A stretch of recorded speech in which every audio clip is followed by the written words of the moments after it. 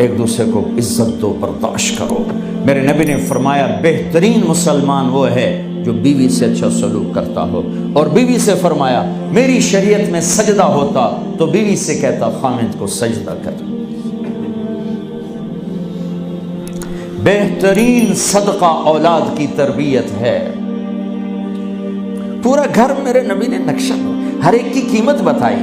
ماں تیرے قدموں تلے جنت، کا کاش میری ماں زندہ ہوتی، تم دیکھتے میں کیا کرتا، میں عشاء کی نماز کے مصلی پر ہوتا، میں سورۃ فاتحہ پڑھ رہا ہوتا، ادھر سے آواز آتی میری ماں کی محمد، تو میں نماز توڑ کے کہتا لبیک اماں جان۔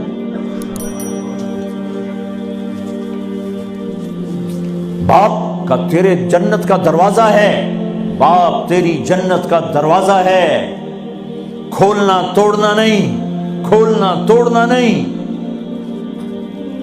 توڑ دیا تو جنت میں نہ جا سکو گے۔ سب سے بہترین مسلمان جو بیوی سے اچھا سلوک کرے، سب سے بہترین عورت جو اپنے خامند کی منشا کو دیکھے۔ پھر آپ نے ایک عجب بات فرمائی جو معاشرے میں بہت بوجھ بنتا ہے جس کا، ہاں بھائی تمہیں ایسا صدقہ بتاؤں جس سے بڑھ کے کوئی صدقہ نہیں، تمہیں ایسا صدقہ بتاؤں جس سے بڑھ کے کوئی صدقہ نہیں۔ انہوں نے کہا جی کیا؟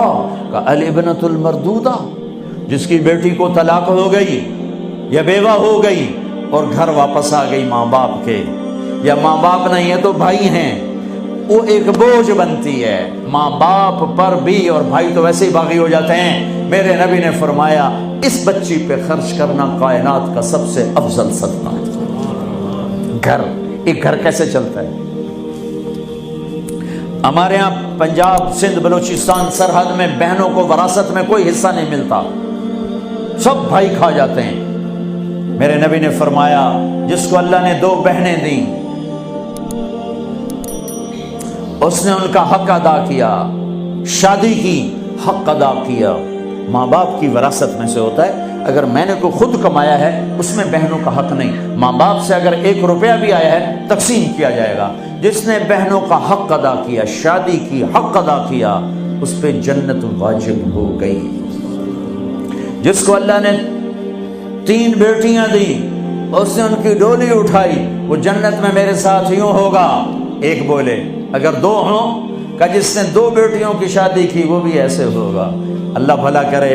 ایک صحابی کا کہ جس کی 1 ہو، کہ جس کی 1 ہے، اگر اس نے اس کو عزت سے رخصت کیا تو وہ بھی میرے ساتھ ایسے ہی ہوگا۔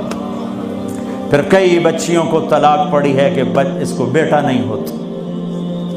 یہاں آنے سے پہلے کا واقعہ، پنڈی سے بچی رو رو برا حال اس کا، میں تو فون سنتا ہی نہیں ہوں ایسے کہ میرا تو کلیجہ پھٹ گیا ہے۔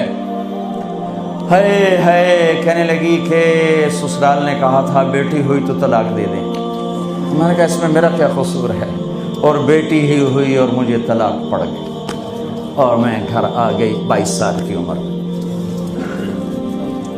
بیٹی دینے والا اللہ اور ظلم کرنے والا سسرال۔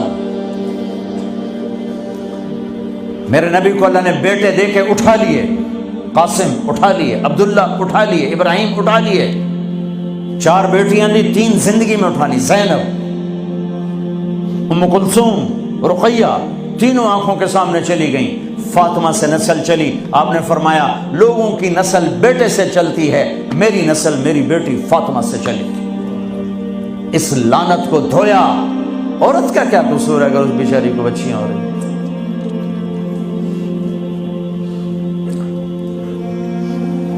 جس نے اپنی بہنوں کو حق ادا کیا، جس نے بیٹیوں کو ڈولے میں بٹھایا، ان کا حق ادا کیا، کہ جنت میں یوں ہو جائے گا۔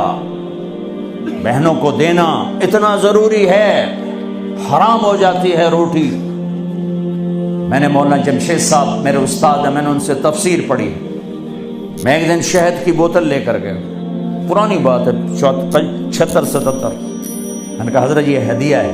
فرمایا کہاں سے لائے ہو؟ میں نے کہا جی میرے اپنے باپ کا ہے۔ فرمایا تیرے باپ نے اپنی بہنوں کو، تیرے باپ نے اپنی بہن یعنی میری پھوپھیوں کو، تیرے باپ نے اپنی بہنوں کو زمین میں سے حصہ دیا تھا؟ یہ سوال کیوں کیا؟ 10 روپے کی شہد کی بوتل تھی اس وقت، کہ اگر دیا تھا تو یہ میں لے لوں گا، اگر نہیں دیا تو پھر یہ حرام ہے، میں نہیں لوں گا، یہ مطلب تھا۔